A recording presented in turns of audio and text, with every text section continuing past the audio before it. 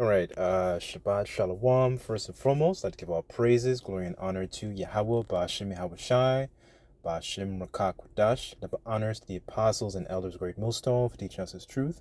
Citations to the sincere Akim and Aquath may listen. May the blessing of election be upon your house. My name is Brother Requai. I'm back in here with another quick and Lord's will, as always, an edifying lesson.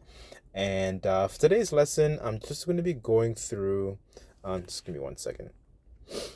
I'm going to be going through this topic of camaraderie, what that is, what that actually looks like, and I guess the benefit of having that, in that skill in practice, especially during these times. And it really, I'm just kind of just adding to the live class that my elders in the camp were just doing, because in regards to a situation with some brethren out there, and they're not checking in, and I guess they're to roughly paraphrase, they're in a bit of I guess a lone wolf spirit, right? And one of the brothers made a very, very excellent point. Why would you want to be essentially, without a friend in these times, right? you know as a matter of fact, a couple of precepts are coming to my mind, so I'm just going to open up with this. I believe it's 14. Okay, Matthew 24, verse 12, and it says, and Yahushua speaking, because iniquity shall abound, the love of many shall wax cold, right? And that's, and this is something you will notice as, the inflation costs go up. There's a general lack of caring for, essentially, people caring for their neighbors and caring for one another, and you start to see that slowly start to fizzle away. I remember I was watching the news, for example, and on the news they were talking about how essentially Canadians were donating less, right, in for charities, right, because things are so expensive, people are not going to be in that much of a essentially a caring mood for essentially who it is, like the homeless, people on the street, this, that, and the fourth, because things are so expensive. Groceries, people are worried about their finances, people are worried about their mortgages, so on and so forth, right? So, with all these different things going on, what is a healthy spirit to be in, as these things actually come to pass, right? So what I want to do is touch on a little bit about camaraderie, touch a little bit about some of our forefathers, Yahweh Shai, and hopefully this actually sheds a light and and actually hopefully it is edifying if those brothers were to hear this, right? Because one of my elder brothers in the camp said, like, why would you not want to have that friend, or surrounded by a company of godly men, right? As a matter of fact, let me get that. Because I'm really just doing this to kind of add to my elder's lesson. So I just wanted to put my 2 cents in, because I felt very inspired and very moved, because I partially understand it, but it's not a healthy spirit to be in, that lone wolf spirit, right? That's a very spirit of the world, essentially, a very cutthroat spirit, where you don't really get, this, you essentially disregard, those around you, right? And anyways, let the scriptures talk. It says, Sirach 37, verse 12, and it says, but be continually with a godly man that knowest to keep the commandments of the Lord Yahweh, Ba'ashem Yahweh Shai, whose mind is according to thy mind, and will sorrow with thee if thou shalt miscarry, right? So, part of, being amongst, the brethren, you also get, it also offers insight. It also offers, not just about it could be about yourself, or it could be, areas where you need improving on, because, and Paul breaks this down beautifully, like, in 1 Corinthians 12, where you have, essentially different offices in the body, right? And he equated to an actual physical body. But the eye can essentially boast against the foot. The foot can boast against the eye, because you see that they're all important, and they're all in harmonious when they're all working together as one, right? It's not like you're walking down the street and your left foot wants to go, a different direction, right? Than what the brain is actually telling it to do, right? So it's all in congruence. And that's very, very important. And it's also, it gives us an opportunity to actually exemplify, essentially, it gives us an opportunity to exemplify Yahushua, because, when you read John chapter 13, I was, recently discussing this, in an earlier lesson I did.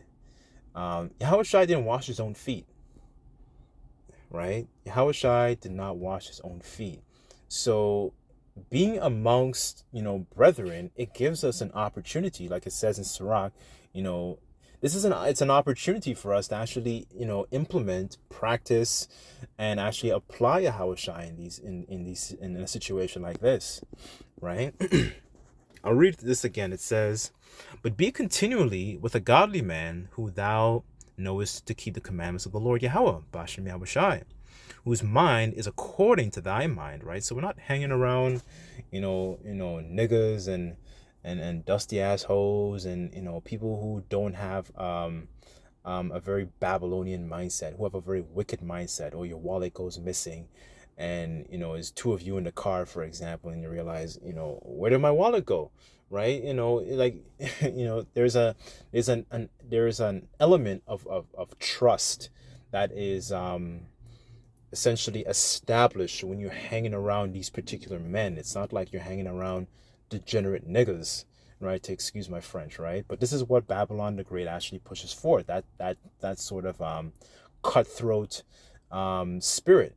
That sort of dog eat dog, like, let me get over you, and this one, that, and the fourth, right? And this is something that you normally hear, especially with a lot of entertainers and Jake celebrities, because even when they get a lot of status and they have a lot of money, they have a lot of, so-called influence, so on and so forth, they have a hard time distinguishing, who their real friends are, right? Because all that money is kind of like a veil over their eyes, because they're not able to tell, who exactly their friends are, right? And I could get that, because in Sirach it also says, a friend cannot be known in a time of prosperity, to roughly paraphrase, right? I'll read verse 13, and it says, "Let the counsel of thine own heart stand, for there is no man more faithful unto thee than it," right? So it's very, very important, especially in these times, man, and even in times to come, like, right, Jacob's trouble. Like, you want to have, that defense, man. You want to have, that camaraderie, that relationship, with brethren, right? You don't want to be like left out there in the cold, you know. So let me get that scripture I just quoted. Hold on. Okay. Sirach 12:8, and it says, "A friend cannot be known in a time of prosperity, and an enemy cannot be hidden in a time in adversity," right? So, this is a good quality to have, right? When, brethren get down on, whether it's, they go through some, situations, you actually have counsel, you have counsel of people who are actually trying to be upright, trying to be righteous, trying to actually extol and actually comfort you, because you're not going to get that comfort anywhere else other, in the world. Essentially, you're not going to get that. Is everything out here is just temporary satisfaction. That's all that it is, right? So let me get oh, I didn't define the word, excuse me. Just bear with me on this. Let me just get the etymology on the word. Okay, camaraderie, for those who don't know, this is what it means in the etymology. It says companionship, good fellowship, a comrade. That's pretty much about it. One who see what this says here. Mutual trust and friendship among people who spend a lot of time together, right?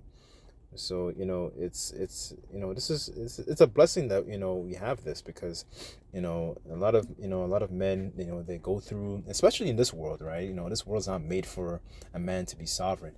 It's essentially, it's you don't get that comfort anywhere else, right? So that's why this is so important, that, fleeing from that mindset is so important, that essentially that lone wolf spirit. Speaking of that, I just want to get this quick. Just bear with me on this. I think it's 14.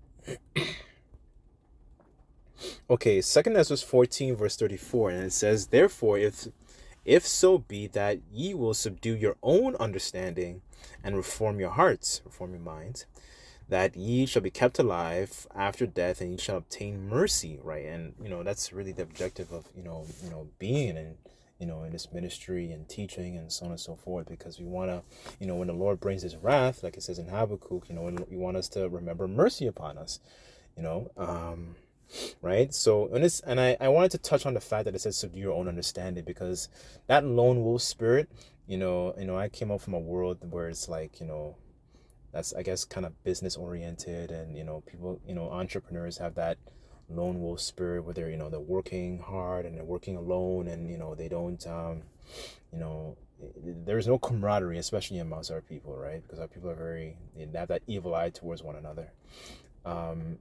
It's not a healthy spirit to be in, right? So that's the objective of this precept, is to subdue that, understanding, right? And reform our hearts, reform our minds, right? Then this should, this to make us, essentially better people, better Israelite men, right? You have that defense, especially when times of trouble. So let me get I'm gonna get one more, and then I'll get an account really quickly. Let's go to Luke, actually. Hold on. I actually want to get this in the... Oops. Just bear with me on this. And this is another perk of actually being amongst, brethren, right? We actually get to exemplify Yahushai it's another avenue, I should say, to actually exemplify Yahushai. Luke. Okay, Luke 22, verse 24, and it says, Then they began to argue amongst themselves about who would be the greatest among them. Yahushai told them, in this world, Yahushua speaking, in this world, the kings and great men lord it over, I'm reading in the NLT, by the way, lord it over their people, yet they are called friends of the people. Verse 26, it says, but among you will be different. Those who are greatest among you should take the lowest rank, and the leader should be like a servant. Who is more important, the one who sits at the table or the one who serves? The one who sits at the table, of course, but not here, for I am among the one who serves, right? So this is very, very important, because we learn to essentially be servants. That's really the main objective. We're learning to be servants, right? And we learn to actually implement and actually practice Yahushai, amongst our brethren as well, because Yahushua didn't wash, like the point I was making earlier. Yahushua didn't wash his own feet. He washed the disciples' feet and gave them an example of how to be, right? And these are the type of things we want the Lord to remember, especially like when we're in a jam and in times to come, right? So this is why I'm saying these things. It's an opportunity for us to actually score some points with the Lord, get some brownie points with the Lord, right? Let me get just bear with me on this.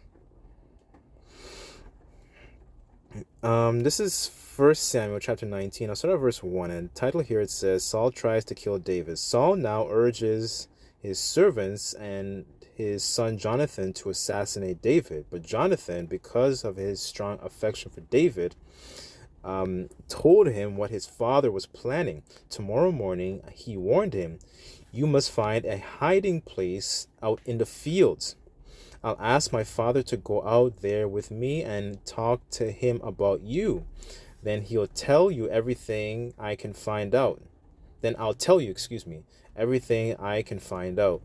The next morning, Jonathan spoke with his father and about David, saying many good things about him. So essentially he's trying to, make David's case, right? Because, Saul essentially, he was tripping, this is like, I think this is after the fact where Saul threw javelins at David. So imagine that, your father-in-law is essentially trying to kill you, he throws javelins at you, and David dodged them, but this is a very what's it called, a very a difficult time in David's life, right? So it says, "He's never done anything to harm you. He has always helped you in any way he could." Verse 5. "Have you forgotten about the time he risked his life to kill the Philistine giant?" He's talking about Goliath. "And how the Lord brought a victory to Israel as a result? You were certainly happy about it then. Why should you murder an innocent man like David? There is no reason for it at all." So Saul listened to David and listened to Jonathan and vowed, "As surely as the Lord Yahweh Bashim Yahushai lives, David will not be killed." Verse 7. Afterward, Jonathan then called David and told him what had happened. Then he brought David to Saul, and David served in as the court as before, right? So in this particular situation, you have Jonathan being that that essentially that defense for David, right? And being that comfort towards him. So how much more would you want that particular friend, having that brother with around you, when you're going through something difficult, right? Because you don't want listen, with all these things coming to pass, like, you don't want to be by yourself. You do not want that, right? So what more than being with a godly man in that particular situation and in times to come, right? So I guess I'll close off with one more, but really and truly, I made the point, just to add to the lesson that my elder brothers in the camp were discussing.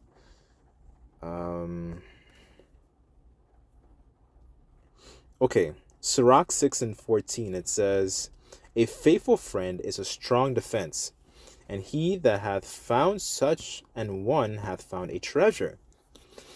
Nothing doth countervail a faithful friend, and his excellency is invaluable.